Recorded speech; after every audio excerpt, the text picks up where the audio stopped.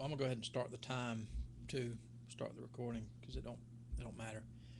I don't know. There must be paprika or something on these, but you just you gotta eat when you can. I hate to eat on the air like this, but It don't look like it's bothering you much to me. it's not. They're pretty good too. They're baked. They're not deep fried. So, and ketchup. I mean, there's nothing wrong with ketchup. I mean, you could live off of ketchup, right? I'm not going there. Hey, have you ever heard? Have you ever heard the Prairie Home Companion show? Yeah, Comes on Saturday nights. yeah. It's pretty cool.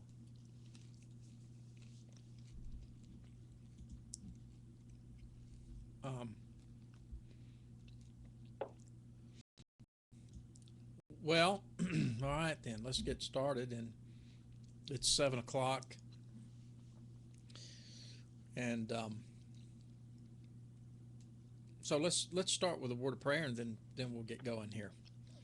Our Father, we do thank you for your love and mercy to us. We thank you for this opportunity we have, Lord, to make ourselves available to help folks and, Lord, to steer them in the right direction. And I pray that you would bless our time together tonight, give us the energy that we need. And Father, may we touch someone's life and help someone and glorify thee. In Jesus' name we pray. Amen. So I'm going through these articles, and it just seems like it's so biased. Everything is so biased.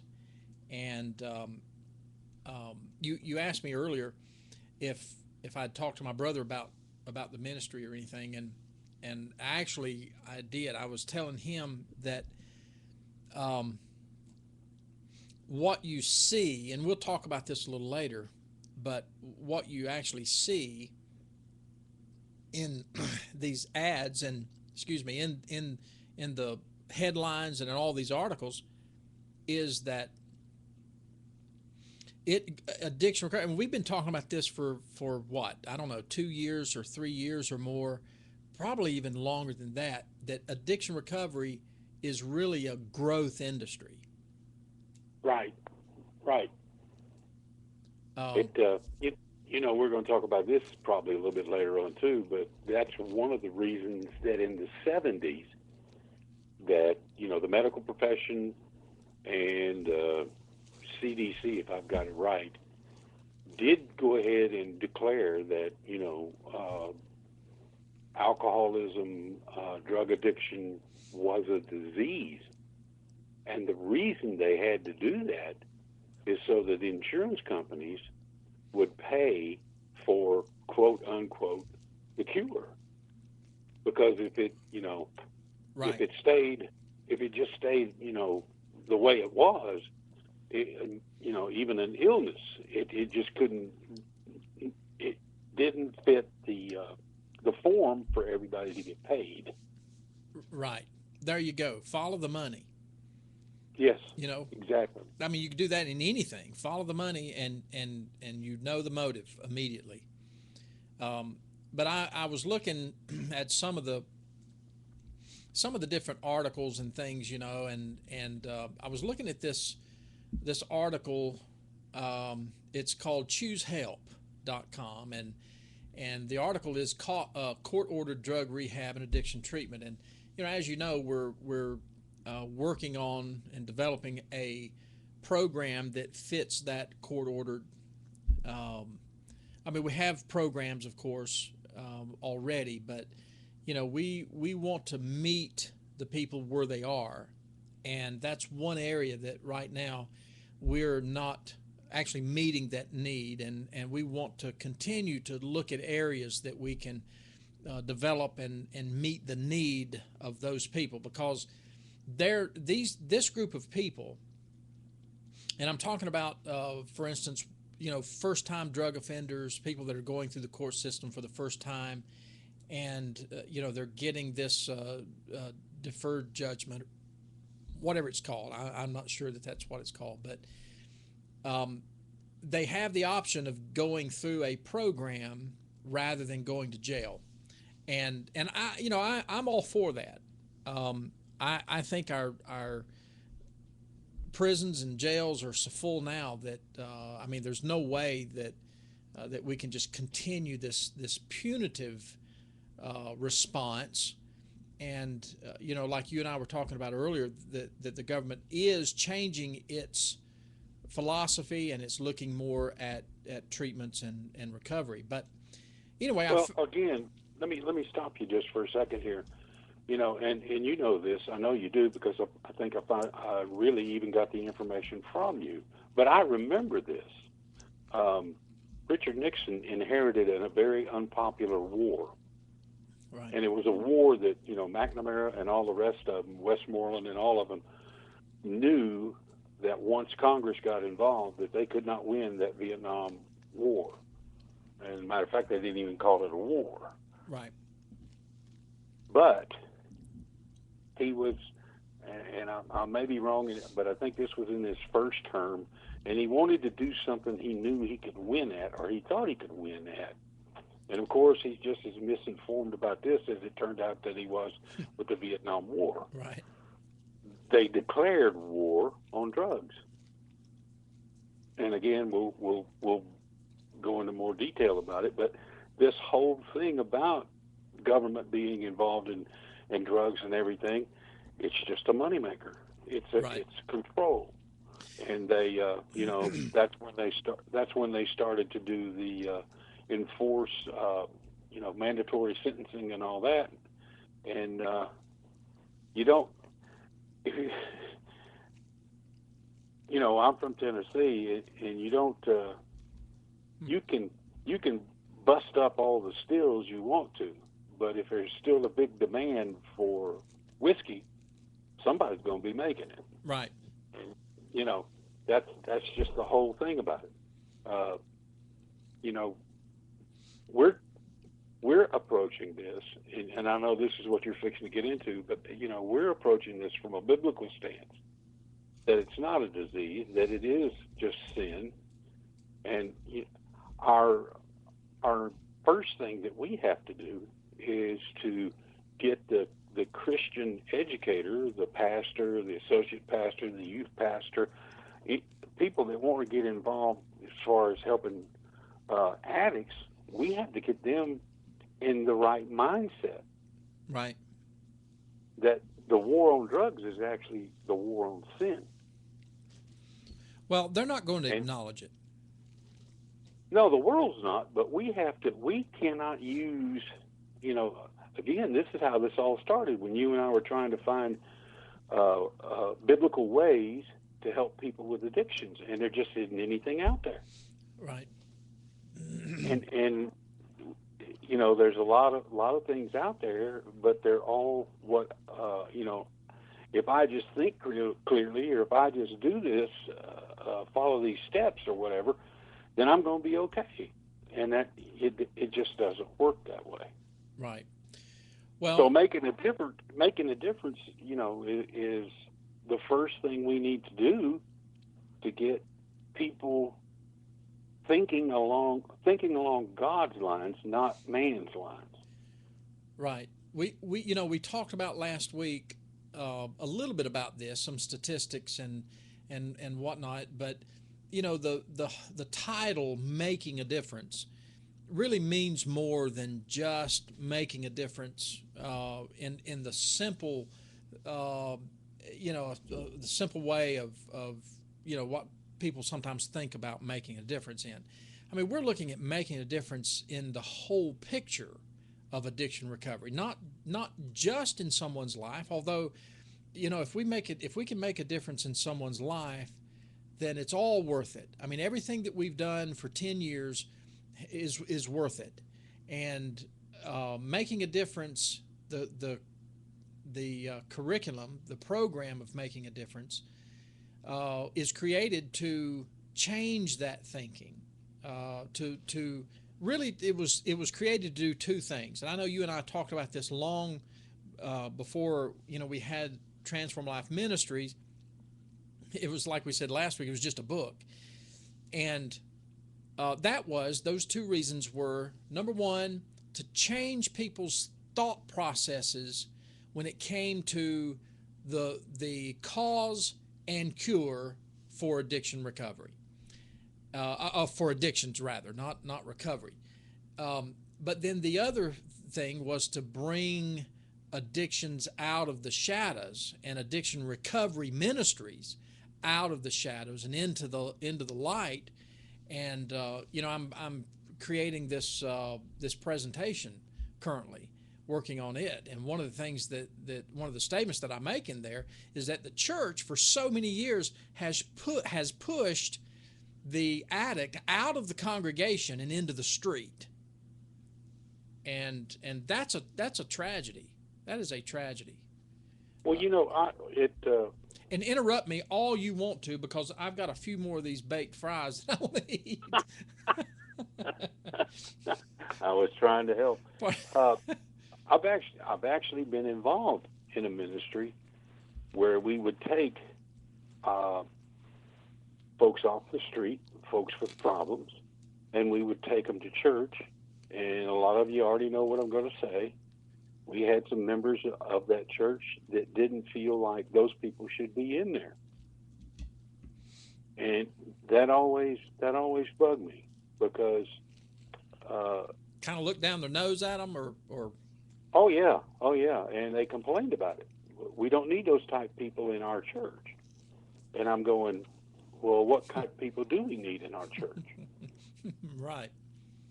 The ones that are, I'm not going to get into all that, but it just, this is, the blame, what's wrong today started in the church. It didn't start anywhere else. Right. And it started in the homes. And right. People they're just not taking responsibility for it. And, this is, to me, this is the acid test, so to speak. How many people out there don't know of anyone that's ever had problems with alcohol or any kind of addiction? And, number two, how many people are out there that don't have a member of their family or a close friend that's already involved? If this was, there'd be no excuse for it. I'm telling you, very few. There'd be no excuse for it, whatever. But this is everywhere. Just like, we're going to wear this out, but it is pandemic. It is everywhere. And even, the cost to you and I, who are not necessarily addicts, it is much more than we realize. The billions and now even trillions of dollars that are spent on this could be spent on a lot of things that would really help everyone out, or not even spent. They wouldn't even have to be collected. Right. Because, I think, and this is a little off the subject, don't get your gun out, but we have been taxed all our lives. You remember when you got your first public job, you had to fill out a W-2. You had to have a Social Security number, and we're just used to it. We paid taxes all our lives. Oh boy! Listen, my son came to me the other day and said, "Wow!" I said, "My commission check for this month was," and he told me how much it was, and then he said, "Oh," I said, "What?" And he said, "Taxes is going to get like 40% of that." And I said, "Exactly. Welcome to the real world, son. Welcome to the life of taxes."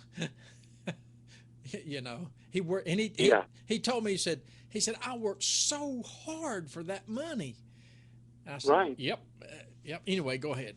I'm finished with my fries, by the way, so I don't have anything else to do. But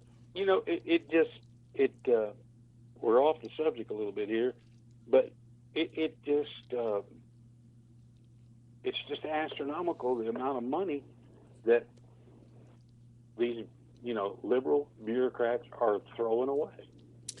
Well, I was talking about that a while ago, and started to kind of give. I was talking about the headlines and things that I've found in doing research and getting prepared for the program. And this one place that I mentioned, choosehelp.com. This article. Let me just read this at the very end of this article. It says, "How much is court-ordered substance abuse treatment going to cost?" Okay, that's the question. And it answers by saying, in virtually all cases, you are responsible for finding and funding your court-ordered treatment. The costs can vary greatly depending on the type of treatment you need and on facility and program features and amenities. Now, there's all kinds of places that are like plush resort spa type places, and those are very expensive. But it goes on to say a one-day DUI course might cost a couple of $100. A multi-month intensive outpatient program, a few or more $1,000. Okay, now that's what we provide. We provide a 90-day intense outpatient program, but we don't stop there. Now this is saying for a multi-month, you can look for a few or more $1,000. And then it goes on and says a 28-day residential rehab from $7,000 on the low end. Okay, this is a 1-month program, $7,000 on the low end, to a private care average of about $19,000. And then in parentheses it says, and for an exclusive private facility, quite a bit more than this. And so, I'm thinking about our humble little program here, which is probably the most comprehensive program that's available today. And I'm talking about Discovery of Hope. We were talking about making a difference earlier, but this is the Discovery of Hope, the addiction recovery program that we offer, a 90-day program. However, we don't stop there.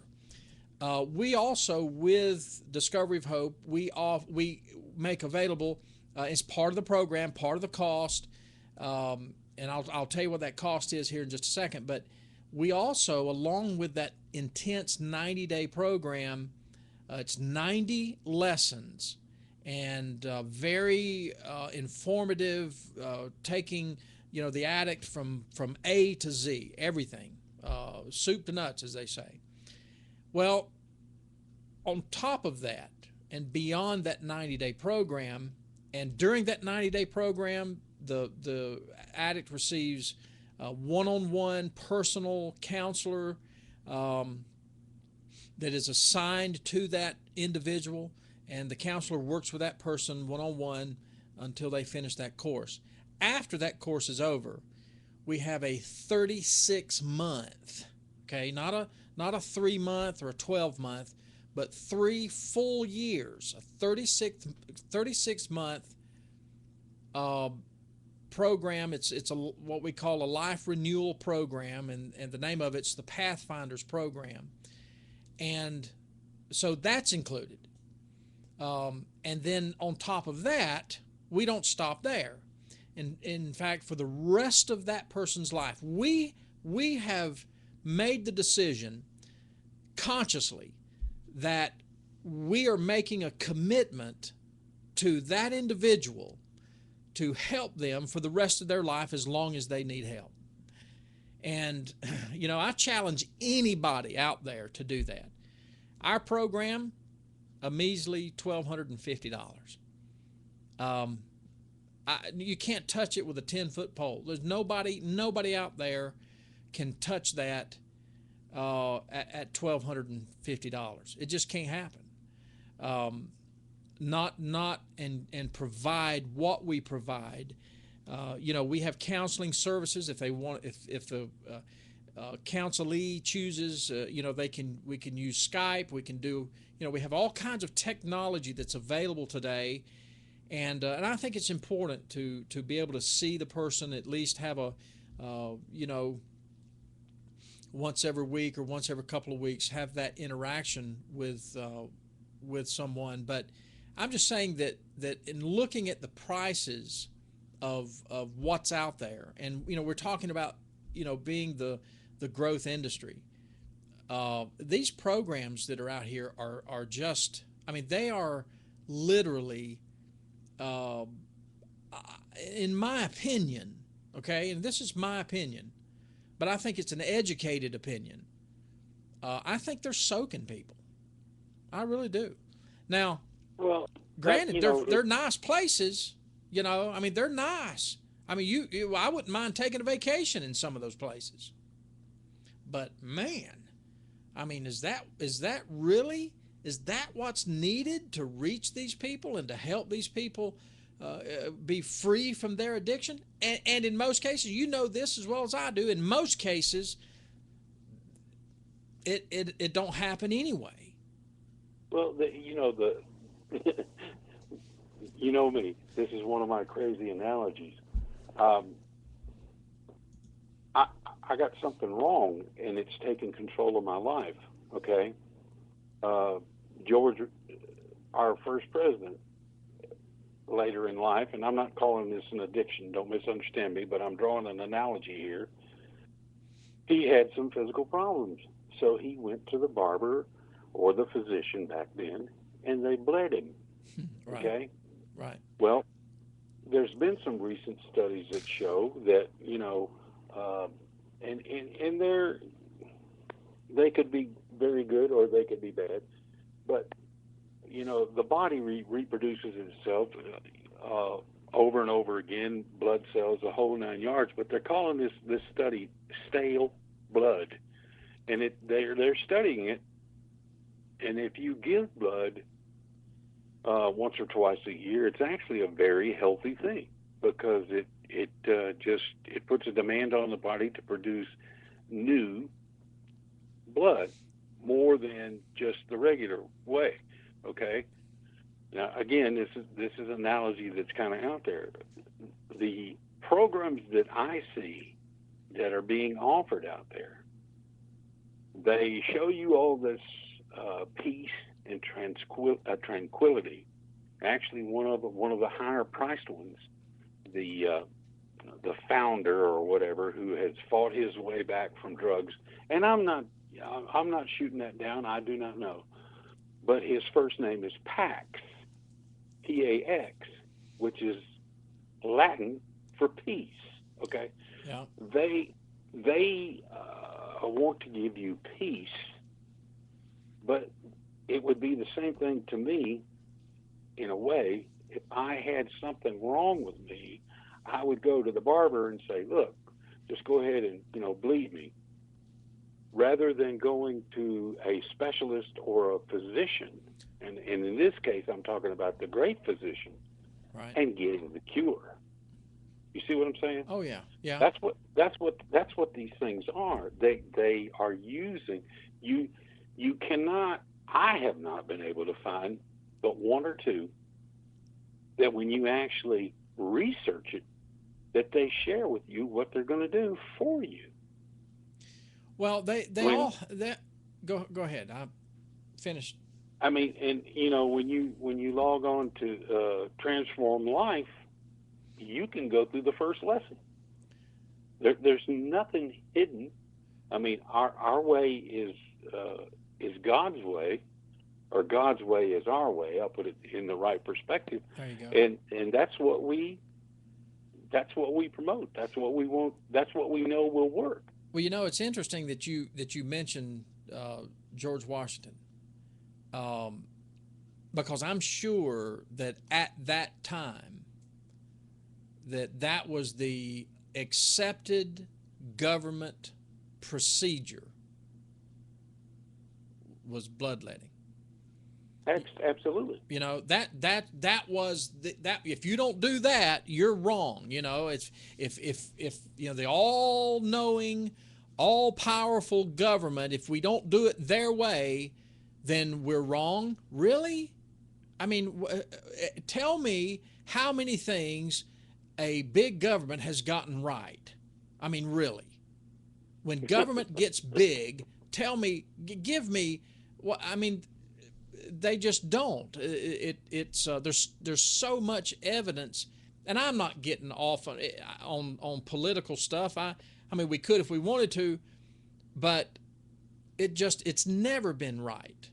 Um, and And why isn't it right? well, I think their basis is wrong. We deal with addictions not purely from, and I know we're going to talk about this a little bit. We don't deal with it from the standpoint of lock them in a room with a Bible and let God deal with them. We don't do that, okay? And I believe that that's an incorrect approach. And I believe that a purely now listen to my words here carefully, spiritual view, I believe that's wrong also. A purely spiritual view, because we're not made up of just spirit. We're made up of soul, mind, and body. And so I believe that the correct approach, and this is what we teach, this is what all of our material, this is what we have in all of our material, and that is we teach the approach of a whole person approach, soul, mind, and body. That's what we do.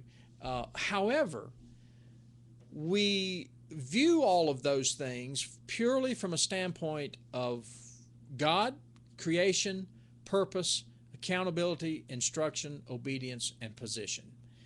And Exactly. you can't have one without the other. Those 7 things are at the very core of what we teach in our program. If you don't believe in God, then you don't believe that God created us. And if you don't believe that we were created, you're going to miss the wonderful complexities that exist in the human body and in the human brain. You know, the scientists in the world knows that our brains are the most powerful computer. Okay, that's not even debatable anymore. Everybody knows that.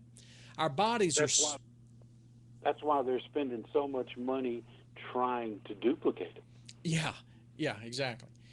And our bodies are so complex that, I mean, David said, that I am fearfully and wonderfully made, and we are. So we believe in creation, and if God created us, which He did, He created us for a purpose and for a reason. And we have to understand what that purpose and what that reason is. Once we understand God's purpose for creating us, then we can understand that we're accountable to that purpose. We have a responsibility to fulfill the purpose for which we were created. I mean, look at every other part of creation. The animals, the birds, the trees, the fish. Every part of creation has its function and has its place in creation. If the trees didn't give off oxygen, we would die. If we didn't give off carbon dioxide, the trees would die. I mean, we work in a symbiotic relationship, and I mean, so we have to be accountable to that purpose for which God created us. Now, God didn't just leave us alone and say, okay, you're on your own. There you go. I created you, and you're accountable now, but you're on your own. You've got to figure it all out. He didn't do that. He loved us enough where He gave us instructions in His own words. Okay? All Scripture is given by inspiration of God. In His own words, He breathed and told the writers what to write. And so He gave us instructions so that we would know what to do and how to respond to our responsibility of being accountable to that purpose for why God created us. Okay? So God, creation, purpose, accountability, and instruction. Now, the only thing that's really left at this point is 2 things. One is obedience. We have to be obedient to the instructions that God gives us. And that's what happened in the Garden of Eden. Adam and Eve said, no, I'm not going to obey you. I'm going to do what I want to do. I want to fulfill the lust of my flesh. I want to do what I think is right. That fruit is good to look upon, and I'm sure that it is going to be tasty to my flesh, to my mouth, and it's going to make me wise. Oh, really? Okay. Well, their disobedience, that one sin of disobedience, then plunged the entire human race into sin and separation from God. Now, the last thing and the last point of our program, the core of our program, is position. And by that I mean our position in Christ once we, as sinners, fallen sinners, separated from God, once we do two things. Now, I'm not saying there's well, there is. First thing is, God said, except you repent, you shall all likewise perish. And that's repentance toward God. And we have to acknowledge that our sin has separated. Not God. God didn't do it. God is a holy, righteous God, but He's loving. And He's so loving that He sent His Son, Jesus Christ, to die not just for me, but as me and as you and as the listeners on Calvary. He died in our place as us. And so when we repent, and that means to change our mind, turn away from that sin and our sin, and we accept Jesus Christ as our personal Savior, then that faith and that trust, God then takes the record of His dear Son and He imputes that onto our record. He gives us the record of Jesus Christ, the only perfect man, God, God, man. He was completely God. He was completely man. And the Scripture says He was tempted in all points as we are, yet without sin, so He was perfect. Now, God births us into His family, and we become a child of God. I mean, what greater position could we have than to be heirs and joint heirs with Christ? And that's the basis of our programs. We know that it takes more than a spiritual endeavor for a person to quit their sinful behaviors. Now, some things stop immediately. We talked about this earlier. Corinthians says, if any man be in Christ, he's a new creature. Old things are passed away. Behold, all things are become new. Okay? We know that. And that are become new is a progressive term. And it just simply means that there are some things in life that, in our lives, that takes time to change. Now, same thing with addictions. And what we do and the approach that we take is we don't expect anybody, and Brother Tommy, you correct me if I'm wrong here, we don't expect anyone to go through a 90-day program and all of a sudden be cured from addictions. That's ludicrous. We understand that it takes longer for those habits to change and those behaviors to change. It takes longer than that. But the difference is, with all of these other secular programs that you'll see, and these big, high-powered spa-like and resort-like programs that have all the doctors and all these people, whooshing in, oh, what's wrong, let's, putting you under a microscope and coming up with all these programs. You know what? If it worked, it would have worked 40, 50 years ago. The truth is, it doesn't work. They don't work. The programs that are out there today, and I don't care if they can come up and say, oh, if you're not a government-approved program, you don't work. Baloney.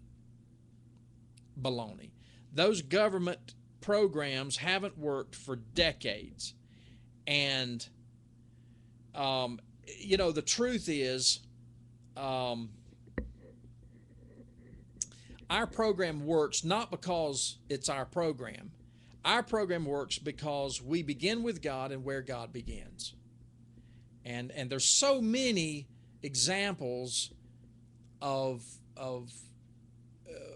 people that are in the public eye that are paying the price, really, for the world's refusal to acknowledge their standing with God, and for them, because they won't acknowledge that God is the answer. We don't have the answer. We're just a conduit to give that answer to people. And it's not it's not just the Bible. That's where we begin. But it's the whole person. It's health, it's nutrition, it's it's behavior patterns, creating new behavioral patterns and things like that. That's based in Scripture, though. Right, and that's the whole success of it. There, it is not a rehash of what man thinks man can do. We,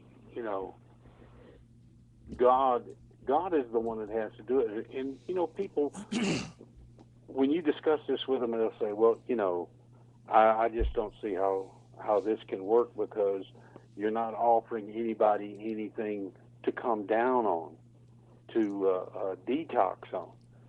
And detox is going to be rough because your body is used to something and now you're denying it. And my answer always is, who designed this body? Right. And again, the great physician. And if you are truly wanting to stop what you're doing, give the control back to God and take it away from the addiction, I truly believe God's going to help you through His Holy Spirit. And that's the way that you will have victory over addiction. And you're right, it does take a long time. I'm going to bring up this lady that was mentioned, in the news this week, the Lisa Robin Kelly. Yeah, with the 70 show. Yeah, she died in rehab. Yeah. And we may never know what it was. According to the article, she was an alcoholic, right, and has been an alcoholic for more than a decade. Well, and they're not really sure why she died, as far as I understand, right? No, at this point. And like we probably won't know. I mean, there's a couple things I think we ought to cover here real quick. People that are thrown into prison because of drugs and their own drugs. Yeah. And they get into prison, and maybe they do not have the money to continue getting drugs. And a lot of people that go through, one of these real quick rehabs, and they get out, and you and I both have seen this, and maybe they make it 24, 48, 36, or 72 hours or whatever, and then all of a sudden they go back to that habit. That's a very dangerous time, too, by the way. Yes. Number one, when you're depending on something off the street to alter your thinking and alter your basic process, you're placing a whole lot of faith in that drug dealer. Yeah, right. And if you walk out of whether it's jail or whether it's detox or whatever, and you're basically clean, then it's kind of like you've reset the clock. Right. And if you take a strong dose of what you had been taking, then yeah, you can. I mean, there's a lot of statistics about people getting out of prison and they're dead within a week. Right. because they try to pick up the old habit at the same strength that they were going at, and it will kill you.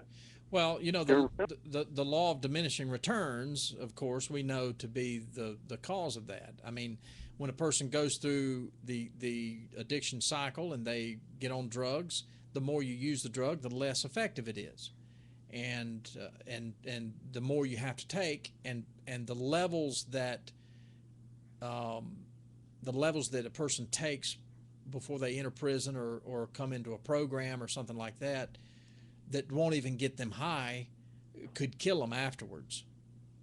right, and part of the reason for that is, and I've heard this hundreds of times. You know, you ask a person that drinks, and you say, how many drinks do you have to have before you know that you're incapacitated? And they'll say, oh, it depends. Sometimes 3, sometimes 6. Yeah. And if you question them farther, you say, well, the first or second time or third time or fourth time that you got a little drunk, did it take as many drinks? And they'll say, no, not really. Well, I got news for them. The alcohol has the same effect. It's physically, but mentally, it doesn't. Right. So mentally, they think they're able to compensate. Right. And actually, their body is saying, no, we don't need any more of this. And their mind is saying, I don't feel like I did before. Maybe we need one more to get there. So that's why when I was in the Army, those yahoos would go to the beer garden and drink a 6-pack or a 12-pack. Right? I mean, that's what you're saying. They could go and drink, and I'm like, I can't drink that much water. I couldn't drink, 12 cans of water, much less beer. But it and again, we're going to get into this sooner or later. All of this alters the way you think. Yeah, of course. And well, again, when you get into rehab, some rehabs are gonna explain what these chemicals do to you. Yeah. But they just don't. People, you cannot face this in a week or so. Yeah. Well, they don't deal with the core issue. They don't deal with the core cause of addiction. I mean, Exactly. they think giving information out there about what this is going to do to you is a deterrent. Now, in some cases it may be, but there's something that will override. I don't care how many how many crash videos are shown in driver's ed classes. You know what I'm saying? Those crash videos. I took driver's ed when I was a teenager. And yet, you know what? How many kids go out and get their driver's license and get in a vehicle? It goes out the window. I mean that's not a deterrent. To some people it is, and some people but I think those people are going to they're going to kind of lean more towards being safe anyway. But telling people about what can happen to them, okay, that I'm not opposed to that. But that's not telling them how to stop. It's telling them why they should stop. Right? I mean, am I missing this or? No, and here again, it's humanistic. It comes to self-preservation. Yeah. And it's not about self-preservation. It's about getting over the need to have something to put you into an altered state. Well, you know what it really boils down to? I mean, we've talked about this. You and I have off show many times, and of course, it's a fundamental truth of our program, and that is, addiction is anything that causes or creates a situation where a person is dependent upon anything or anyone other than God. Exactly. I mean, you have to go back to the very reason why God created us. And if you don't believe in God, and I've had people come through programs that I directed that didn't believe in God, in just a short period of time, they were confessing, God, and wanting a relationship with Jesus Christ. So I know that this is rejected by the masses. We know that. But if you believe in God and you believe that God created us, then you have to understand why He did. And that is the basis for telling people, don't do this. Don't. Now it's not going to tell them how not to, but that's what we ought to be telling them. Why? God created us. Why? Because He wanted to fellowship with us, and He wanted a created being that had a will to choose to worship Him. Right. He didn't want a robot. He didn't want an animal, because even animals know who God is. Right. Yep.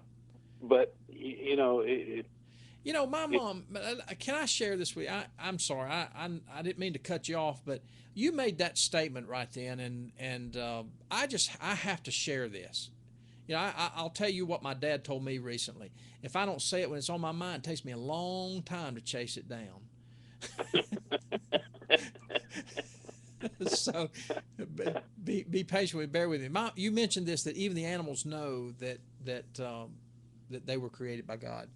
I believe that, and my mom actually called me earlier this morning, and she and I were talking, and she was sharing with me. And some people may think, oh, it's a bunch of hooey stuff, but it's not. I don't believe that for a moment. I believe that it's real, and I believe that she had an experience that really meant a lot to her, and it meant a lot to me for her to share it with me.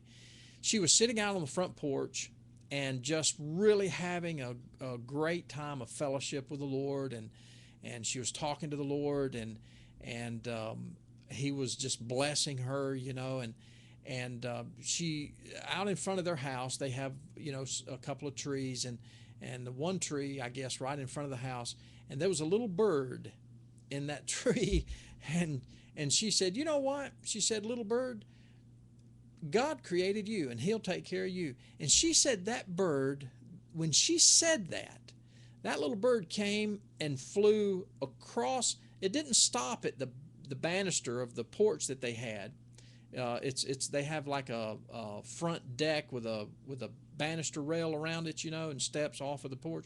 She was sitting on the porch. It didn't just come to the banister like they do a lot of times. She said it flew all the way into right in front of her, and it was a real small bird, one of I don't know, a finch or whatever it was, and she said that it flew right up to her and just hovered in front of her like it was acknowledging what she said.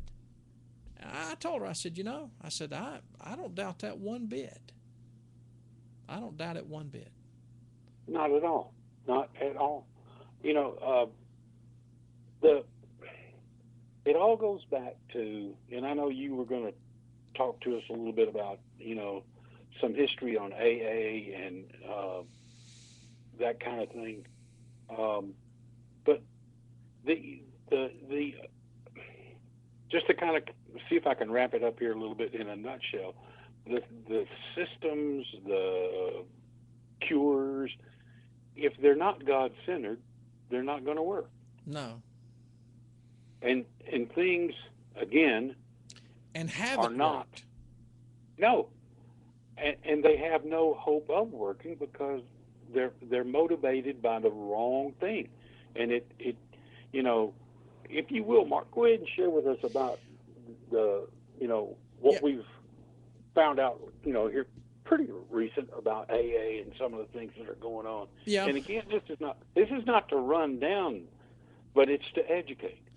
Right, and I think it's important that people do understand that we're not here to kick anybody. And in fact, we've made the statement. I made the statement in the book that I wrote, the Making a Difference book, that any program that helps a person be productive in society has value to that society. And so, I'm not saying that AA has never helped anyone. I would never say that.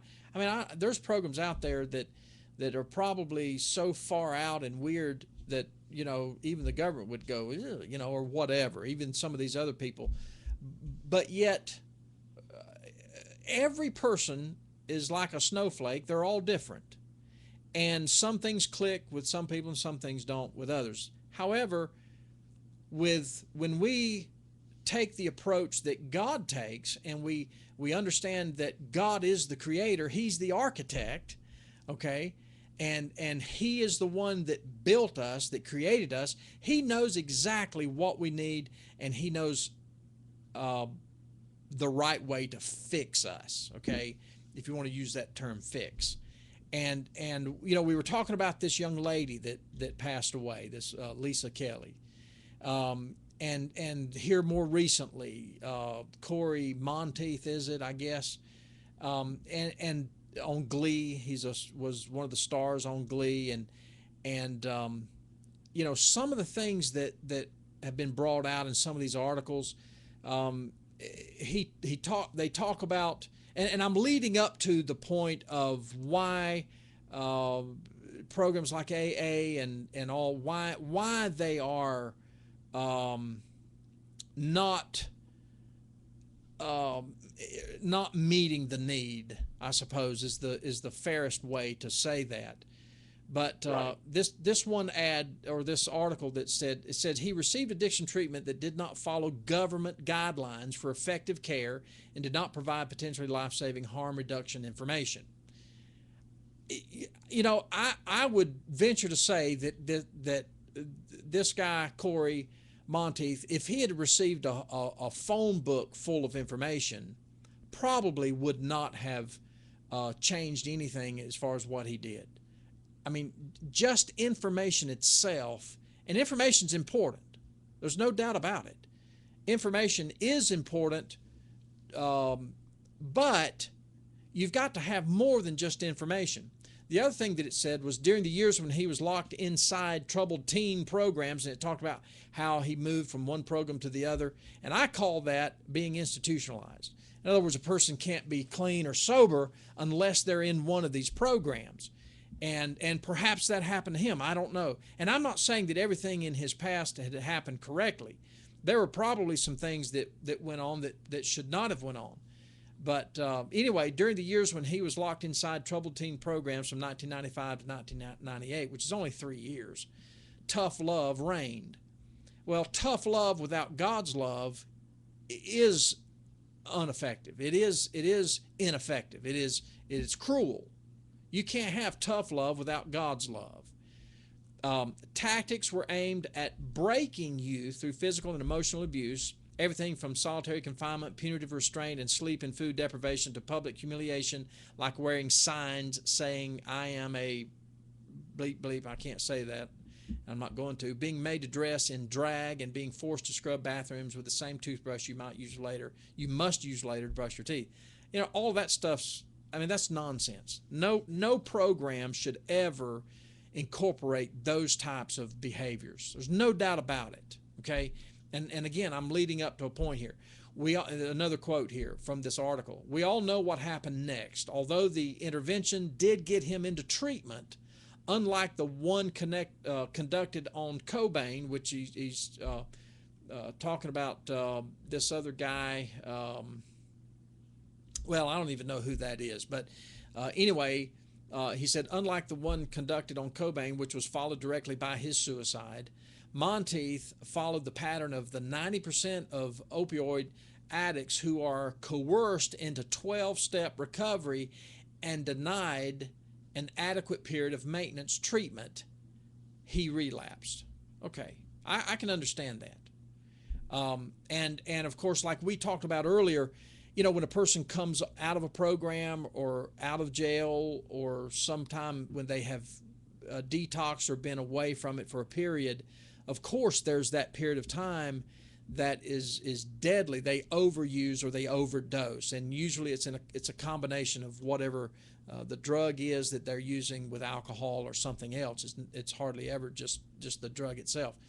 But the last statement that I wanted to read out of this article is this, and this is really what got my dander up, got my blood boiling. And no other type of treatment or FDA-approved medication seen as appropriate to withhold without even informing the patient of their existence. Okay, and that sounds like an innocent statement on the surface. Then it goes on and says, no cancer center in the U.S. provides only chemo while refusing to inform patients about radiation treatment or putting it down as something we don't believe in here because it's cheating rather than real recovery. But the equivalent is done in addiction treatment, even for celebrities, every day. Now, I have a problem with this because they use the term even for celebrities. Now, there's no difference in my mind. This guy, Corey Monteith, is no better than the guy that's living under the bridge, in my opinion. Now, he may be well known, he may be known by more people, but he's no more important than the guy that's living under the bridge, first of all. So when it said, let me interrupt you there, but isn't that the way God sees us? He sees us all equally important. Right. There's no big I's and little U's. Right. Absolutely. So for there them, you go. For them to differentiate between a celebrity and someone else, in my opinion, is well, I mean, it's biased, it's prejudiced, it's whatever else you want to call it. Could even call it racist. I don't know. Depending on your perspective. Then the last statement here is really the one that really got me. If we don't want to keep losing patients, we've got to actually treat addiction like a disease by providing evidence-based treatment, not just repeating faith-based philosophies. Now, boy, I'm telling you what, that really fired me up when I saw this, because number one, they're calling it a disease because they don't even know, they don't even acknowledge, first of all, they don't acknowledge God. They don't acknowledge that God created us. They don't acknowledge that God is the architect of our bodies, and that He knows what's needed, and that we can get direction from God, and that it has to be the power of God in us and through us that changes those behaviors. And so, that just really gets, that gets me right there. It gets me. And so faith-based philosophies, the question begs to be asked, okay, after this comment that they made, especially the one about the government-controlled, or the government up here earlier, the government-controlled facilities and all that, following the government guidelines for factory. This takes us back to Washington, President Washington, when they,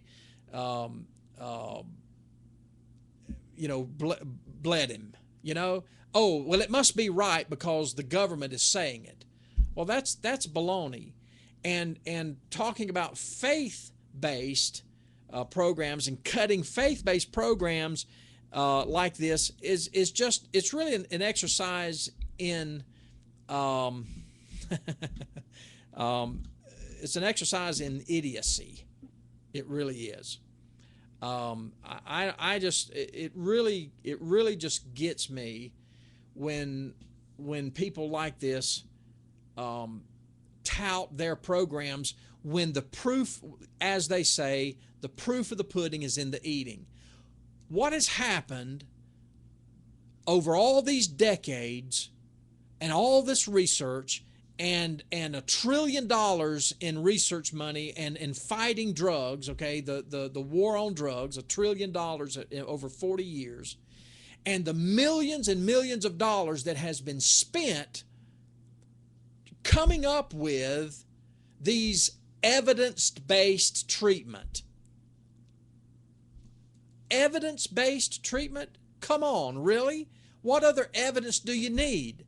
Every interview that I have ever had with anyone, all of them, I'm talking about every interview that I have had with individuals, I have never had someone tell me that they just woke up one morning and they just had to go and had to take this illicit drug or had to drink alcohol because something in their brain clicked and they couldn't help it. Never. In fact, it's just the opposite. Every interview that I've had with scores of people, probably hundreds of people over the years, has indicated that it was a choice that they made to go and to either through pressure from peers, a friend said, here, try this. In fact, I was on the phone here not too long ago.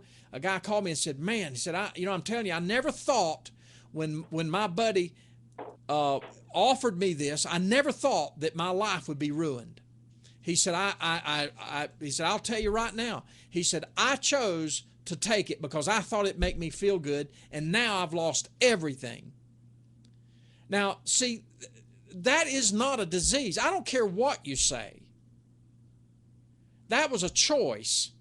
And when someone goes and picks up a bottle or drinks alcohol or drinks liquor, when they make that choice is not made from the results of a disease. I'm sorry. I mean, how stupid do they think we are? Now, what's the alternative? Now, see, to the world, they don't have an alternative. They cannot admit that addiction behaviors begin with man's fallen nature. They can't admit that. Because if they... Mark, in this day and time, and I hate to say this, but I'm getting to the point to where I believe this. Because of the churches, for a multitude of reasons, have not stood and fought that this is sin, it's not a disease.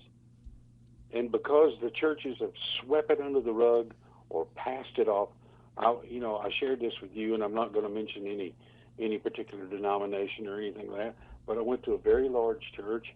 They are very, very active in a lot of different things in the community, a lot of youth sports, several pastors and all that. And I sat down. The secretary took me in, and the senior pastor was there, and 3 or 4 other pastors.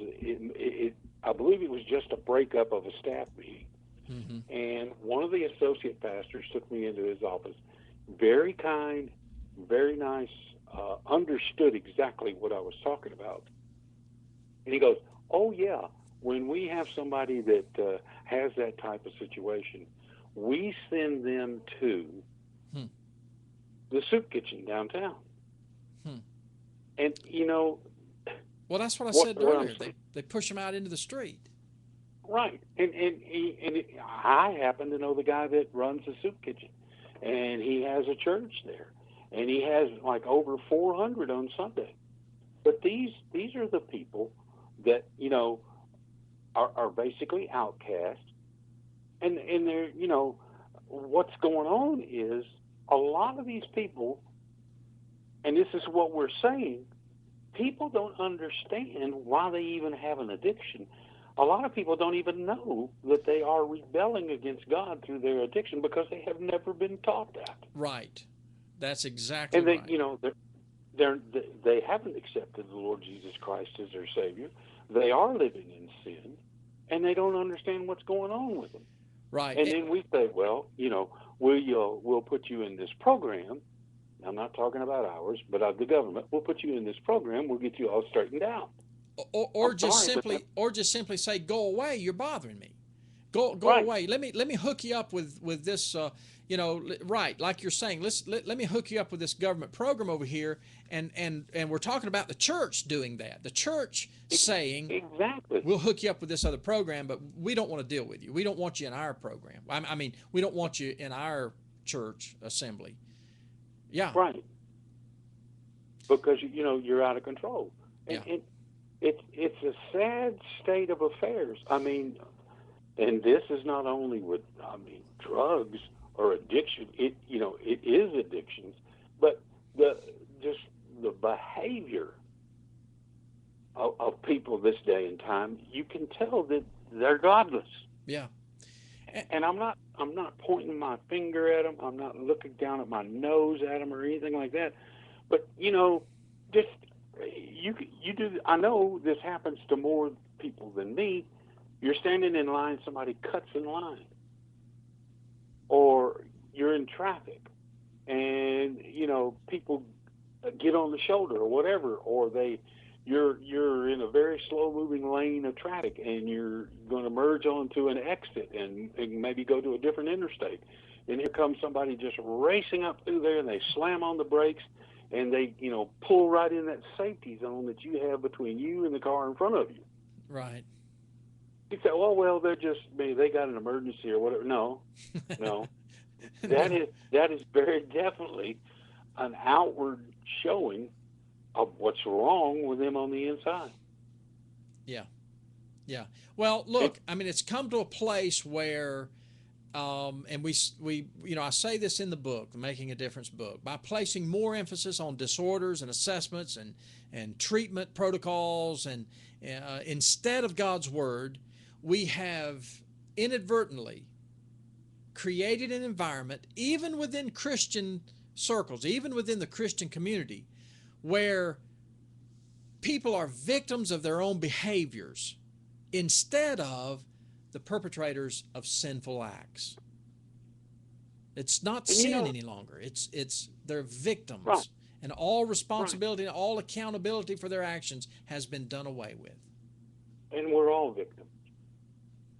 We're all victims. Well, being a victim gets votes, Teaching people that they're a victim gets votes. Right. I'm sorry. And we all have rights. Yeah. But don't get me started, right? Right. Well, when they quote, what is it? The Declaration of Independence, I believe, or forgive me, I shouldn't even talk about it. But when they quote it this day and time, a lot of the politicians are leaving out that these rights, unalienable rights by a creator. Yeah. Didn't we discuss that, Mark? No, not yet. Oh, yeah, okay. But, I mean, that's, well, I don't, I'm not sure, what these people believe as far as, how far do they take. I mean, obviously, they took a dig at faith-based programs here. And of course, that's just a revelation of where their heart is, and the fact that they don't believe in God, which is another part of, we were talking about AA. It's amazing to me how that, and I'm not saying that they're even a proponent of AA in this last article that I just read from. They probably aren't.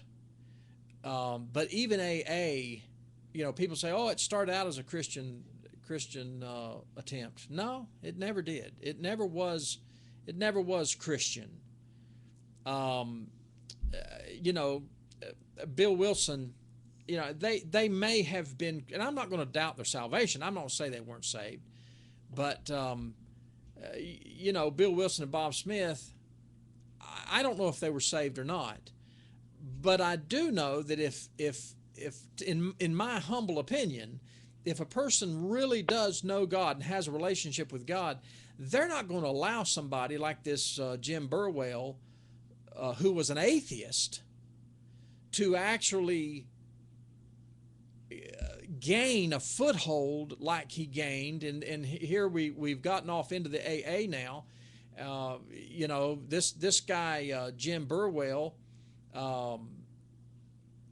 he was instrumental in changing the wording of AA to where it was God as we understand him instead of God.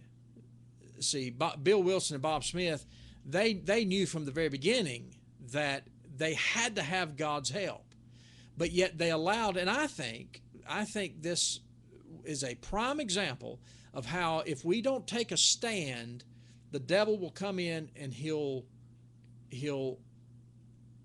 take something and turn it around and make it ineffective. AA has never been truly effective the way it's been touted to have been. Never. Never has been, even from the beginning.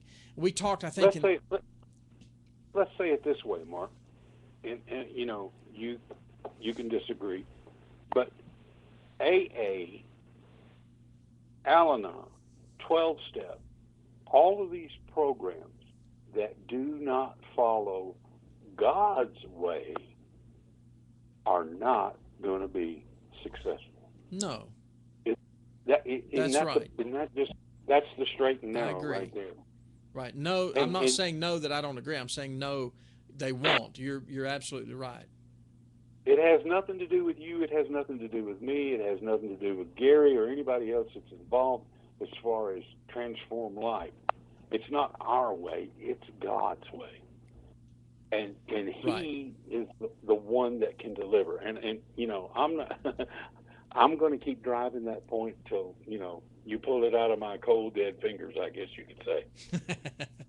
It's God's way. Yeah, absolutely. And you're exactly right. We talk about this all the time. When you commit to go God's way, and when you commit to particularly to go God's way with someone that's involved in an addiction, Satan is very upset. Oh man, he hates it. I mean, that's why he hates what we're doing. We're going into the stronghold of Satan. Exactly. And it's it's the same thing when you expose corrupt government or any sin, and like you were saying, the farther this modern day society goes, the more desensitized we are. It just doesn't make as much difference anymore. Mm-hmm. I didn't mean to interrupt you on go ahead and continue on AA and these programs, because we've said it, but tonight already, you got to follow the money. Yeah. You got to follow what the purpose is. Right.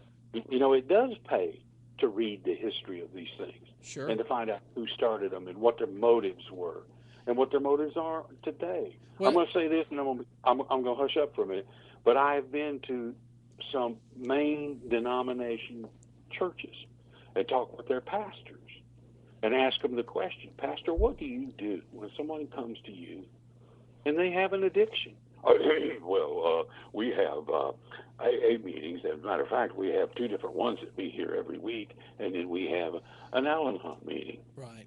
And I'm thinking to myself, I don't want to be rude, and I don't want to, but I would just love to sit down sometime and say, Pastor, what kind of success are you having there?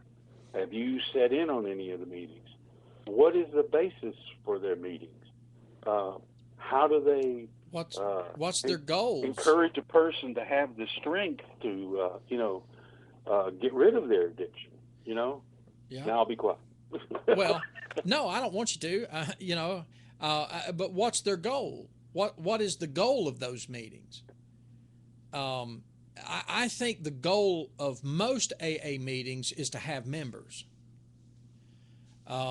I'll be honest with you. I've like we were talking about earlier today, I've never been to an AA meeting. I've never had alcohol addiction, and I thank God for that.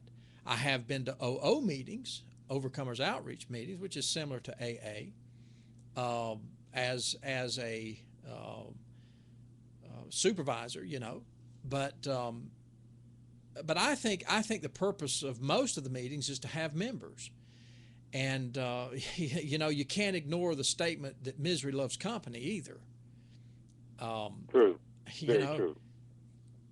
I mean, most of the meetings that I went to in OO, it was nothing more than a time of bragging that people bragged about their past and, and told, how long they'd been, done this and what they'd done and all that stuff. And in fact, I did. At one point, I said, look, fellas, why don't you talk about where you're going instead of where you've been? And boy, they just kind of highbrowed me and didn't understand what I meant by that. But where we're going is far more important than where we've been. In fact, I think the AA meetings have actually become an addiction in and of themselves. Yeah, I don't. I've never, and I'm not. I just don't understand. Okay, what good is it going to do for I haven't had a drink in 30 years, but I go to meetings every week. Yeah, Have you not replaced drinking with a meeting? absolutely, absolutely, they And have. and and that's a good thing to one sense because no, you're not abusing alcohol anymore. But the bad part about it is you have not depended on God, you've depended on the meeting. Yeah, You and I've brushed on this before. Counseling, when it is needed, is a very good thing. But continued counseling can be just another form of addiction. right. It actually I'm validates the behavior, in my right. opinion. I'm spilling, you know, uh, my shortcomings and everything to a person who can do nothing, except maybe agree or disagree. When I should be confessing to God and asking Him through His Holy Spirit to give me the strength not to do that or go there again. Yeah, That's the true victory. right.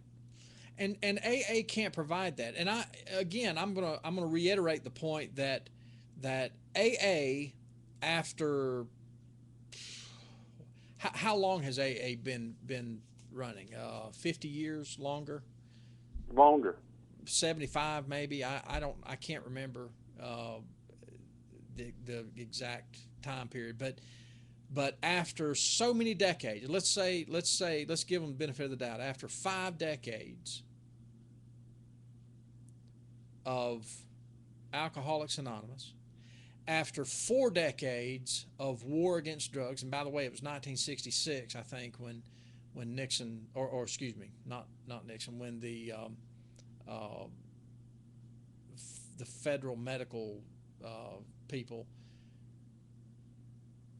branded alcoholism as a disease, and Okay. then it was 1974 when they said that drug abuse was a disease. 1974. And let's touch on that just for a minute. Do you know why? Another reason why they had to do something about drugs in the 70s? Why? Because so many guys were coming back from Vietnam hooked on marijuana and on opium. Yeah. Well, And again, the VA and others, the insurance companies had to, say that this was a disease to be able to fund it. well, let me ask you a question. And I've thought a lot about this, and I don't know. Of course, I was. I mean, I remember Vietnam, but I was too young to be in Vietnam. Um, but most of the reading that I have done about Vietnam era events and things, uh, the consensus that I see and that I have drawn is that if the people that came out addicted usually went in addicted. I won't agree with that. I will, because it. Or at least didn't, or at least had the um, I know that the opportunities to take drugs over there, because you were a, I mean, look, I mean, you were in the military. I was in the military. We know the culture. We know the environment. It's very easy to, when you're sitting on a rice paddy somewhere out in the middle of nowhere and you're just with your buddies. It's easy. I mean, if you can get it, you can get it, and you're going to use it. That's Um, right. but And it, you know, but there were I a lot of can't. people The though. reason. But my point was there was a lot of people that went in and they were Christians and they came out Christians. They didn't come out addicted to drugs. I True. mean, it's the same. It's the same basic tenet that the military used to teach us when I was in the army, and that is, if 5% of the people out in the world are thieves, well, 5% of the people in the army is going to be thieves.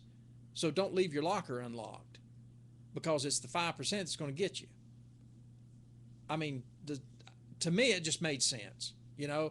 Whatever percentage of people, and I'm not going to deny that there were probably some people that got hooked on heroin and some other things there while they were uh, there in Southeast Asia. I, I mean, I'm not going to be a fool and say that there was nobody there, but I'm just saying that you typically have the same percentages of people follow through. You know what I'm saying? Follow that pattern, if you will. Um, but I think. again, I think there's. I can't speak from I- experience.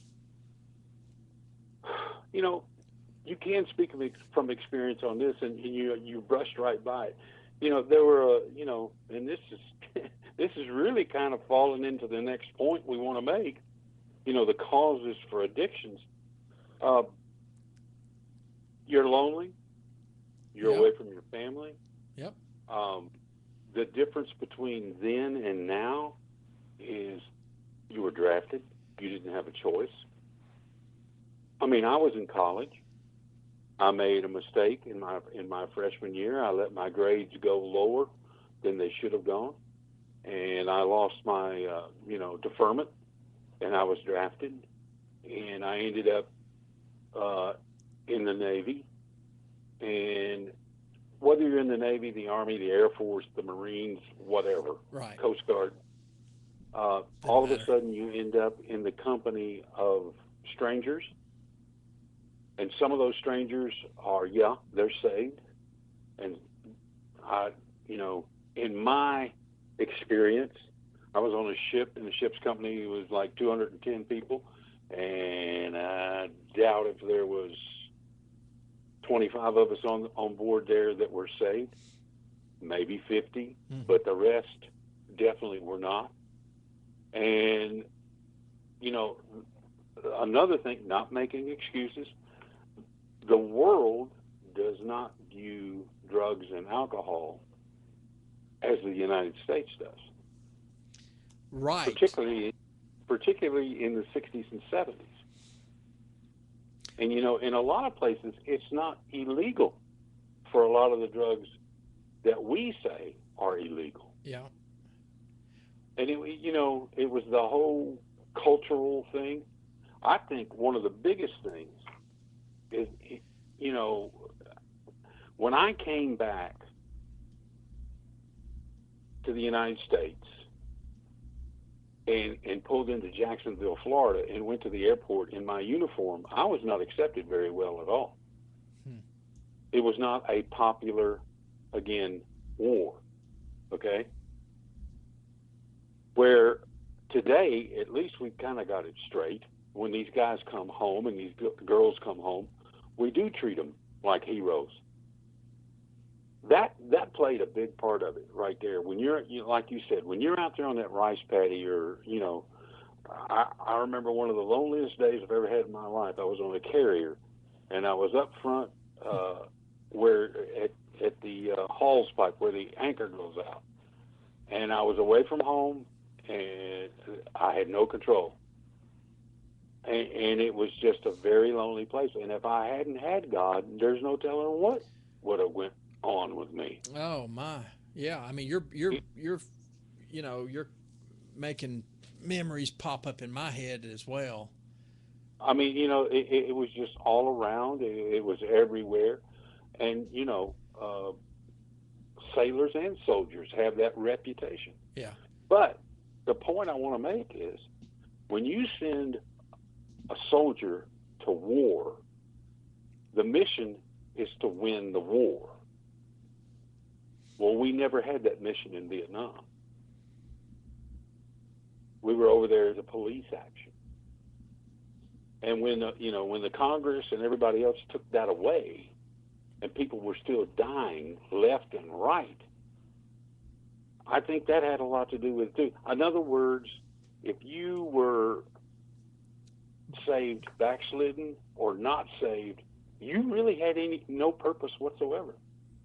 But isn't You that, see what I'm saying? yeah, sure, but doesn't that actually lend to the argument that it's a choice, and it's a choice by those individuals, regardless of the depression, regardless of Exactly. what they're facing. Exactly. It's Exactly. I mean, I lost a very good friend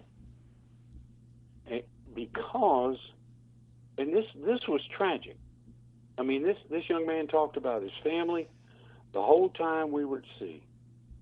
And when we got back, he didn't have duty the first day, but he had duty the second day. And that meant he could not go home until the third day we were in port. mm-hmm. And he had a wife and a son, a young son, and everything. And this young man went over, and the ship's doctor had him on an antidepressant. And he went over and he drank some wine. The wine and the antidepressant really threw him for a loop. And he passed out and fell on his back. And when he threw up, he suffocated. Mm-hmm. Yeah. Aspirated, I guess, is that what they call it? I had to go to the morgue and identify the body. Hmm. And those type of experiences, I'll take that to my grave. And this was a good kid. Yeah. Well, I think it just proves, though, the fact that people love to self-medicate, and they're looking for an easy way out. Maybe that's a little harsh, but I think it's reality in a lot of cases.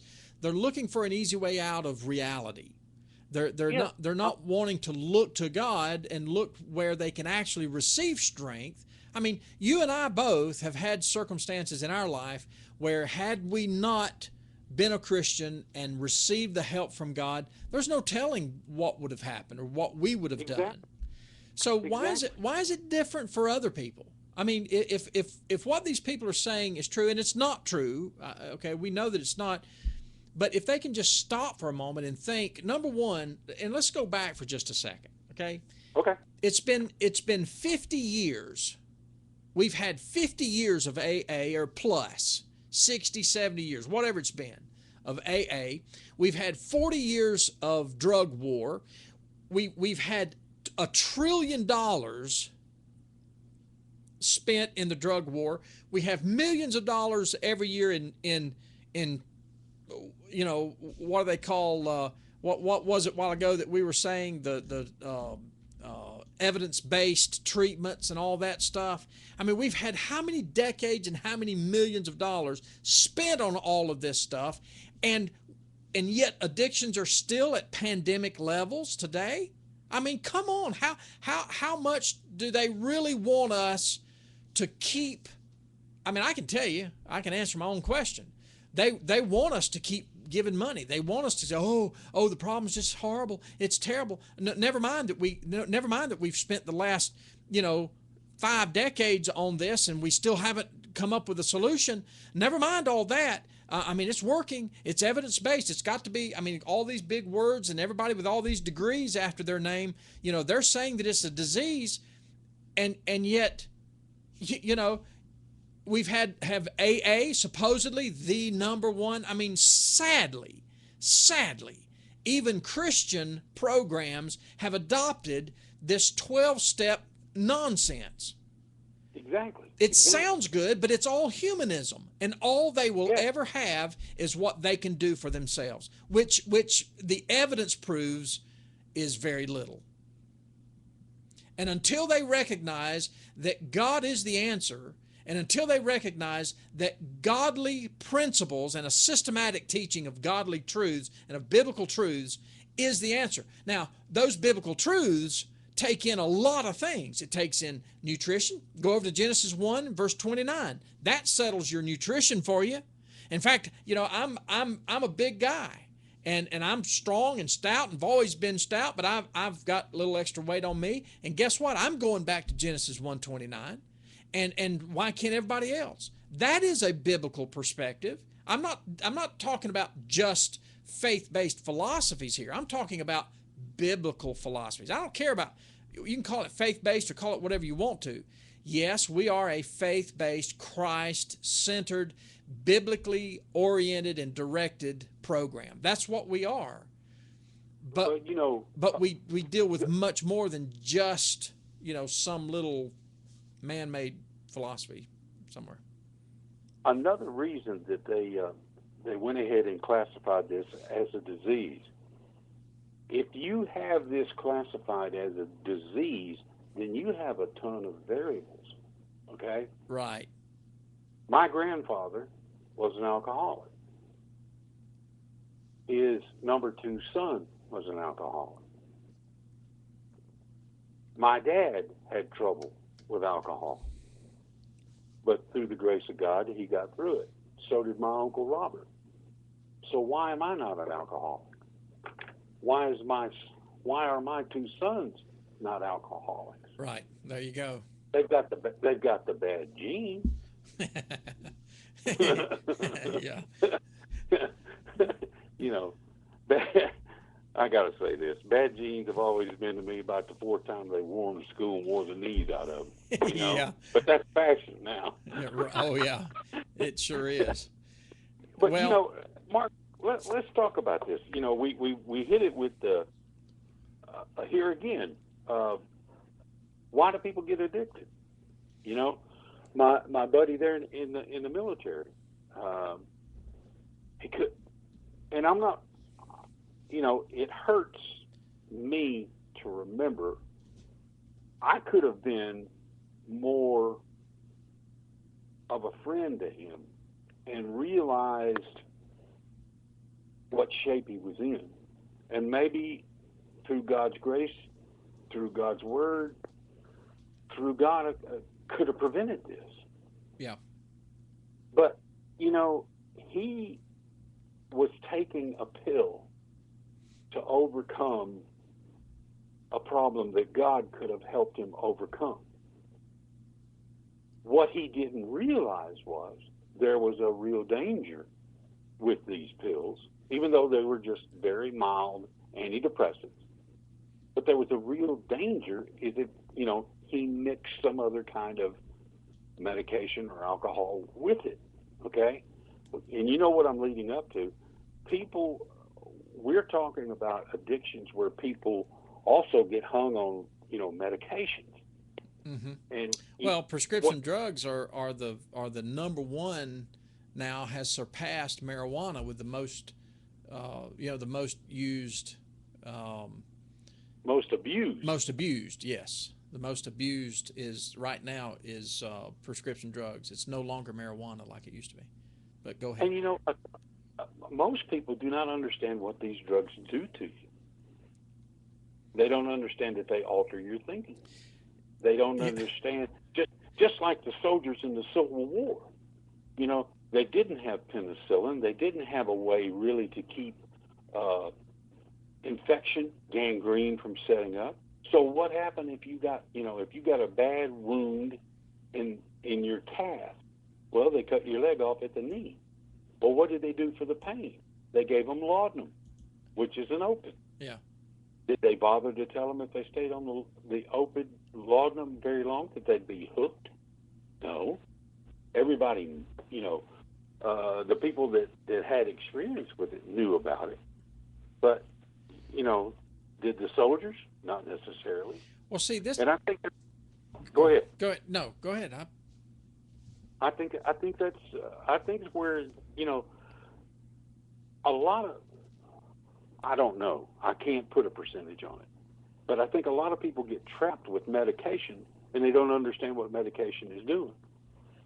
Yeah, well, And go ahead. I'm sorry. I if keep. you allow medication to get between you and God, you know, and I'll be straight up front with you, like you say, I'll be transparent. You know, you pray for something, and it doesn't happen, and you're still hurting. Well, you know, maybe you start to slack off on your prayer life, and you're taking more medication to get the relief that you think you ought to be getting through your prayers. And maybe God has a purpose for what, not maybe, God has a purpose for what He's doing. Right, and therein lies the real issue, and that is, um, look, I don't think you or I or anyone else that I know wants someone to suffer. I mean, it's just that would be senseless. I mean, that's ludicrous to even think that. But God brings everything, or allows. He either brings or He allows things into our life to bring us closer to Him.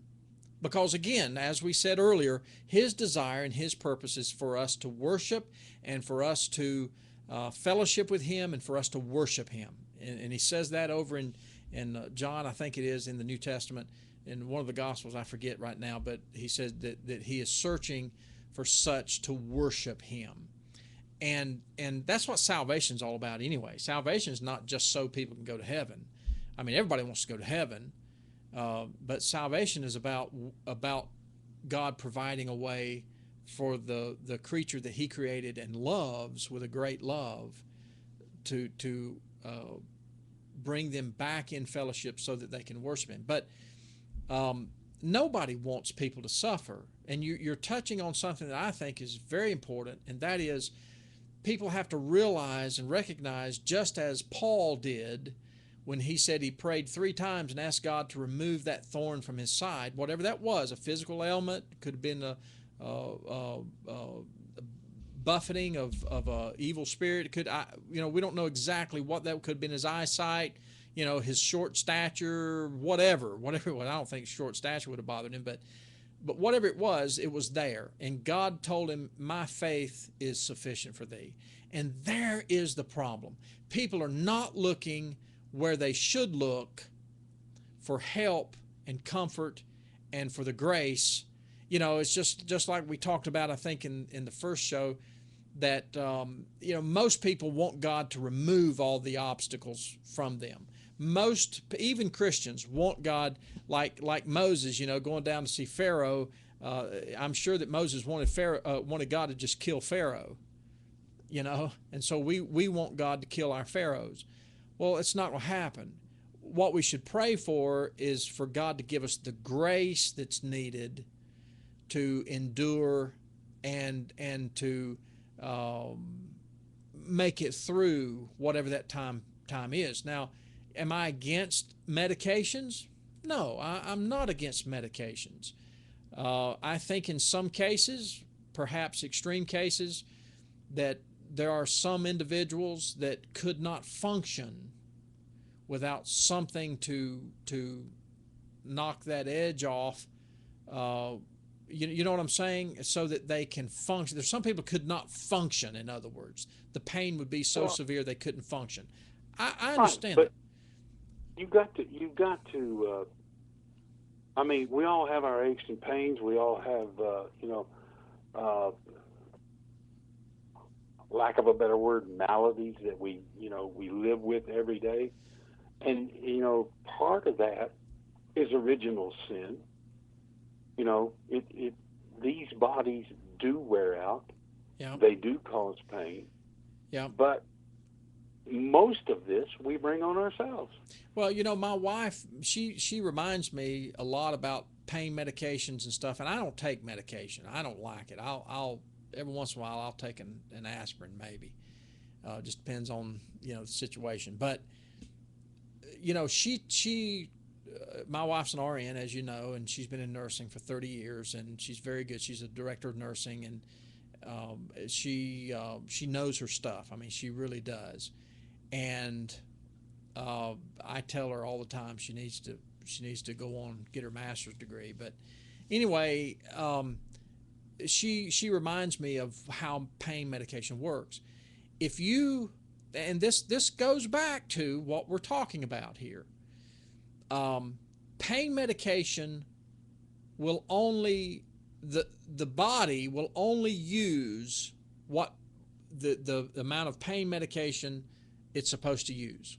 Okay, in other words, if your body, if you truly have a pain and you take something like let's say an Aleve, if you take that Aleve, that you're not going to get any buzz or any effect from that pain medication because your body is using it for that pain. The problem lies when people overdose themselves and give themselves more medication than what they actually need for the pain so that they can get that extra kick and that extra buzz. That's when it becomes choice and it becomes a danger for addiction, and you know what I'm saying? I mean, and there again, it's a choice, and then when the pain starts going away, they it's a mental thing where they say, oh, okay, well, it made me feel so good when I had all that pain, I'm just going to keep taking it because it's going to make me feel good. I mean, that's to me, it all comes back down to people self-medicating because of human nature, which is a fallen nature, which is to satisfy the self, the flesh, to gratify self, and all addictions. We're talking about drugs and alcohol a lot, but look at pornography. I mean, look at gambling. I mean, we don't talk about those as being a disease, and they're just as much of an addiction as anything is. So why don't they talk about that as being being a disease? Now they eventually probably will, knowing our society. When you talk about gambling, over and over again, it's been mentioned that most of the people that win lotteries are broke in 18 months. Yeah, yeah, that's true. And you can't you can't cheat God's ways. No, and I want to say this. I mean, you and I are not sitting here like Pharisees, or we're not pontificating. Our lives are. I don't even know what that means. I'm just kidding. Go ahead. We're trying to be the voice here, and again, getting back just what you were talking about, addictions, medications will cause a person to alter in their thinking. Yep. And I truly believe that a lot of people do not understand that. And once, like you mentioned about your wife, the body uses what it needs, and then it gets rid of the rest. Right. Okay. And unless you overdose. When I say overdose, you know what I mean. Take more than what your body needs. Right. But the great American way is, if a little does good, then a lot will do a lot better. Right. And that's that does not. I mean, even in the furniture business, I used to. I like solid wood furniture. I like American-made solid wood furniture because, it generally it was built very well, and people want to, they want to do this, they want to do that to keep their furniture, and I tell them, no, that's not the way to do it, because that's too much, and what you're going to end up with is a buildup of all that, an overdose. With leather furniture, you don't go crazy. Oh, if something's spilled on leather furniture, you don't go crazy over it, because if it's good premium leather furniture, it was treated for that, and you treat it like you would treat your own skin. And when people understand what to do, you know, again, we've beat this a little, and we're gonna beat it some more. But people get hurt, and the doctor puts them on pain medication. What a person needs to do is to follow the doctor's instructions, as long as it doesn't alter what they're thinking. You know, you just mentioned you're a big guy, and you and I are almost the same height. I believe you're maybe an inch taller. I'm I'm 6'2". probably I don't know how tall you well. I'm on a good day. I might be 6'2". Most of the time, I'm 6'1". Okay, but are. you know, just because we're the same size, and I'm not a doctor, but I know this to be, particularly true for my wife. She is very sensitive to medication. Mm-hmm. So, if there's a children's dosage, that's usually what she takes. Because if she takes an adult dosage, Mm-hmm. it's too much. It's just too much. So what I'm saying is, you have to depend on God, number one. Yeah. And ask him to give you the wisdom to take the medication in a way that's going to help you. And that will, help you from getting addicted to it. And if I've got a fracture or a bruise or whatever, it pays to get on the internet and look for homeopathic ways. And I'm not one of those freaks, okay? What? If the doc, if the doctor says, here, I take think this they're painkiller. freaks. Well, no, but I mean, I'm not, You talking about the people homeopathic. with pencil arms and pencil necks that get blown away when the wind blows? That'd be fine. But you understand what I'm saying. I mean, we discovered that if you take rubbing alcohol, Yeah. and you mix it 4-to-1 with water, and you put it in 2 large freezer bags, Mm-hmm. that's one of the best cold compresses you can get. Hmm. Because it never does freeze solid. It's a slush, and it's very cold, but it won't burn you. And it's things like that, again, sometimes people look at me and say, "Are you nuts?" But What? if you ask God for it, He will deliver. Yeah. Well, people have been using natural remedies for years and years and years. And I mean, again, you go back and follow the money. I think the pharmaceutical companies are absolutely uh, wrecking our people. I mean, look, I mean, we could get off on this is a whole nother show, really. But I think it all boils down to the fact that addiction basically I don't think you and I disagree with this. I think we're on the same page, and that is this: addiction behaviors can create an illness, not a disease. And I think you're correct in the first statement that you made, and that is because of the insurance companies and because of being able to fund addiction programs, research, and study, and all that stuff. I think they had to categorize it as a disease. Right. And if in that way, if these programs were not successful, then they could always fall back and say, "Look, this Right. is a disease." Right. So we're looking at this from a standpoint of the beginnings. Okay, where does it all begin? And that's why like this article by this Dr. Harold Kopowitz. Okay, I mean, with a name like Kopowitz, you Careful. better be saying something that's worth something.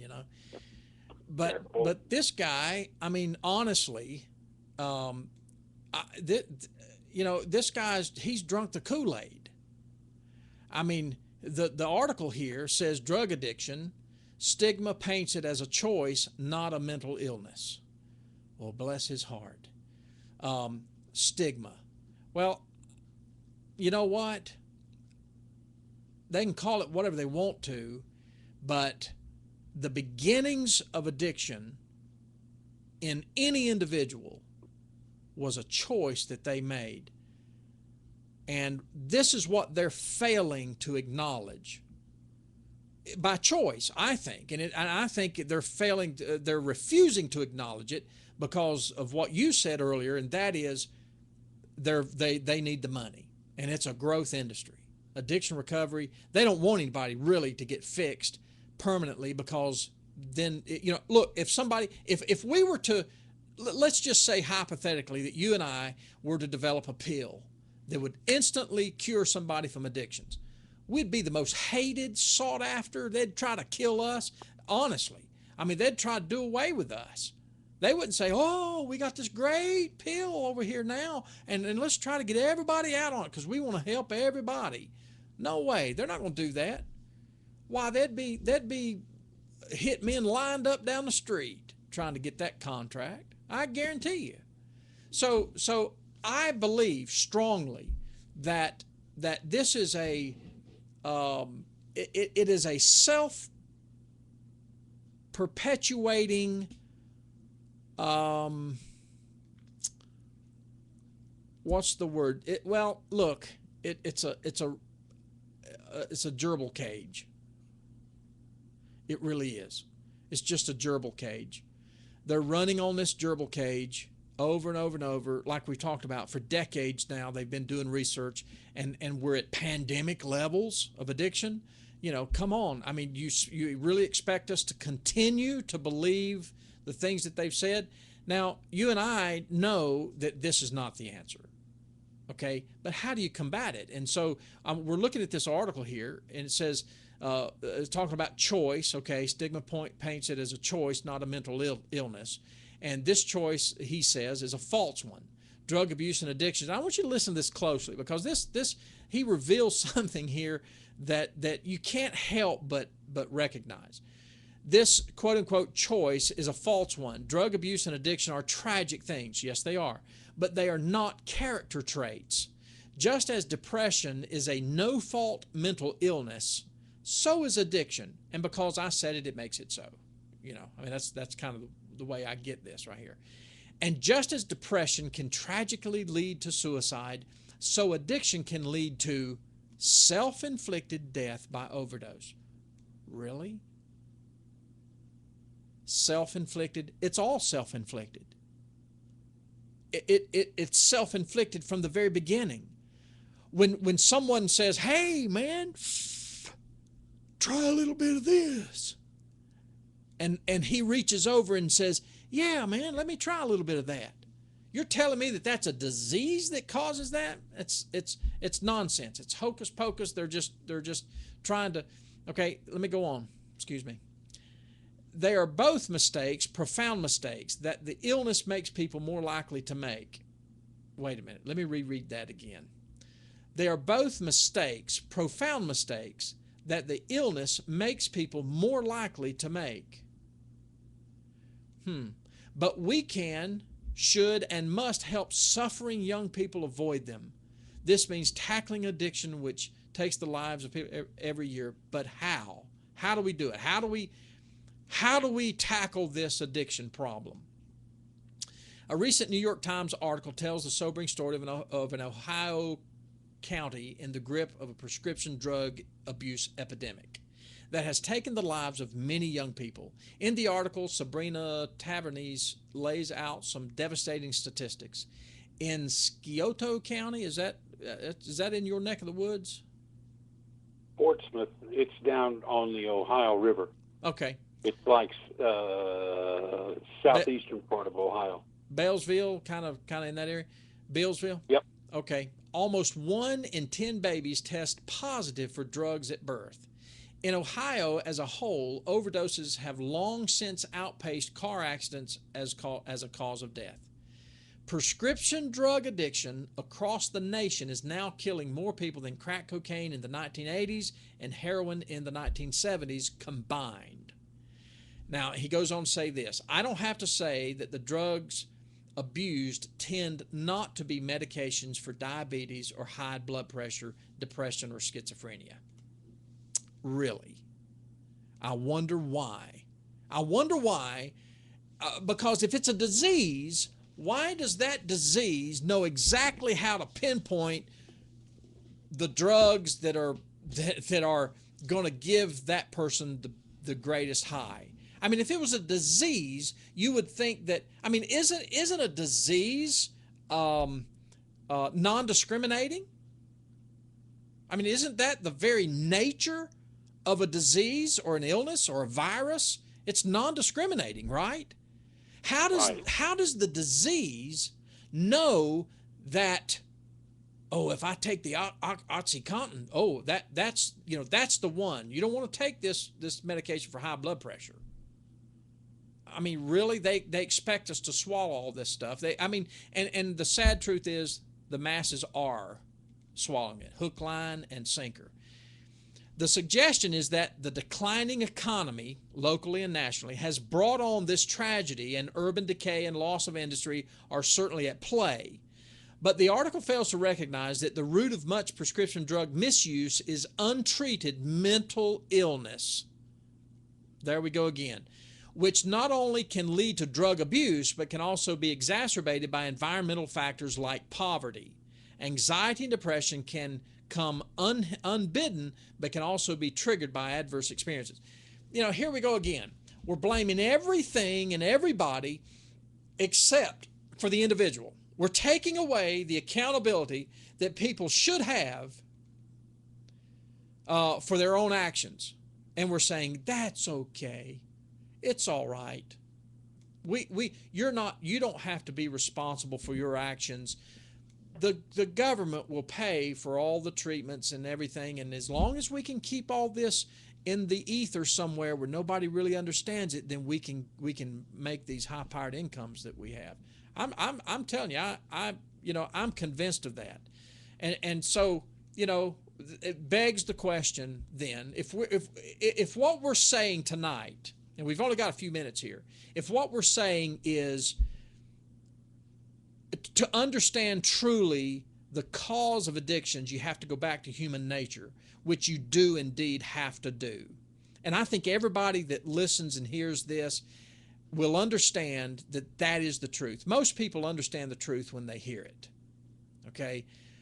People that reject this are, they're lying to themselves, or they have some ulterior motive, honestly. And so what can people do to prevent falling prey to addiction? What can they do? What is the answer to that? What can a person do to prevent falling prey to addiction? I think, we really ought to hit that next week, Okay. because in the time remaining, we're not going to do it justice. Okay. Sounds good to me. I can tell you, most people are not familiar with Portsmouth and those, and don't take anything away from those folks. And you already know this, I know. But here again, I have some friends that live in. Oh, okay. Never mind. Go ahead. It's that area. Are you talking about Ohio here? Yeah. Okay. Yeah, I'm with you. I have friends that live there.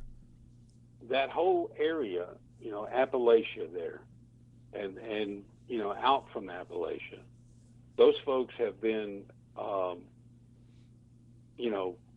economically depressed for 4 or 5 generations. Oh man, yeah. That's what I was going to say. Yeah. That's not a reason for an addiction, but it is a reason, to make money. Yeah. Okay. And to be involved in this kind of thing. Right. And you and I have both done this. When the opportunity dries up, or when there is a better opportunity, you under the Lord's guidance, you pick up and you go to that opportunity. Now, some of those opportunities we've been involved in were not good for whatever the reason, but some of them were very good. In other words, the causes for addiction: lack of faith, broken fellowship, you're out of the will of God. And if you continue to live that way, you can look for an addiction because it's going to come on you. You're already there. You're addicted to self rather than God. Right. And you don't trust God. You don't believe God's big enough to handle what's in front of you. You know? Well, don't you wish that these guys would just come clean and say, instead of saying the bottom line is that addiction is an illness. Well, I mean, don't you wish that these guys would just come out and say, the bottom line is that addiction is a pattern of behavior that Yeah, that but Mark, I believe that our colleges and our high schools have been teaching this kind of garbage for so long that most of these people actually believe this. well, of course they do. I mean, sure, and I think there's well-intended people in here, in addiction recovery, and I do believe that they believe it, or they wouldn't be doing it. Right. But they're And misguided. it's their gospel. Yeah. Right. And they really, they really don't understand what's going on. You know, that's the great thing about Jesus. Yeah. He has walked where these people are. These people that are, people that are having trouble with addictions. He knows what it is because he's experienced it all. And I wouldn't place my faith in any man, not like I would Jesus, because I know Jesus has been there. If I'm having trouble, I know he knows what it is. Well, and you hit on it right there. I think the greatest testimony that we could ever give is the fact that this is not just something that we believe in. It is something that we experience every day. And Right. that's what makes the difference. That's what makes me able to stand up and say, you know what? I love you. I'm telling you the truth. The direction that you're going is misguided. You've been misled for all these years. And I know that, I get really, passionate about things, and I get really intense about things. But the bottom line is we know the truth. And because we know the truth, we should share that truth with other people. Right. And it'll set them free. Yeah. Jesus said, I am the way, the truth, and the life. No man cometh unto the Father but by me. Exactly. And that's the message that we have to give. A message of compassion, a message of love, and look, I'll give this guy this much. He does say at the end, he says, the bottom line is that addiction is an illness, which we disagree with, that we are able to treat and manage, if not cure, that I agree with, provided that we focus on the person with the addiction, the family, and the community, a holistic approach to a sprawling problem. You know what? He ended well, and I give him that. I agree with that. I believe that it is a holistic approach. The problem with most people is they won't take this and go back further than the disease. Is there an illness there? I believe so. And I can agree with that there is an illness. But I do not believe that the illness caused the addiction. I believe it's the other way around. The addiction caused the illness. And let me put it out there as a challenge. If someone out there would take this theory and flip-flop it and say, okay, let's look at this from the standpoint of human nature being the beginning, causing an illness, and let's then develop a treatment or a program based on that, then I think they would come to the same conclusion that you and I came to 10 years ago. I had to put that in there because that's the truth. I mean, it is the truth. If they would just go back one step further and say, okay, yeah, they have an illness. Okay, fine. I'll go along with that. I'll play ball with that. But if they'll come back one step further and say it was man's fallen nature, his sinful nature that had that desire to self-medicate, to make himself feel better, to give himself something, to make him feel good, or whatever reason, whatever the motive was, that person made that choice at that time, if they'll agree to that, I think their programs could be developed in a much greater way to be much more effective. And I'm looking forward to the day when our programs gain that traction and are looked at in the way that we know them to be, and that is effective in reaching people. Because we do take that, if you want to use the word holistic approach, we do take that approach. It is a biblical approach. And the reason a biblical approach is holistic in their terms is because God's the creator. He's the architect. And if a building has a problem, who do you call? You call the architect. You know, if a building has a problem in the construction of it, or if there's a problem that develops, you don't call the janitor. You don't call the plumber. You don't even call the carpenter or the mason. You don't call the metal workers. You call the architect.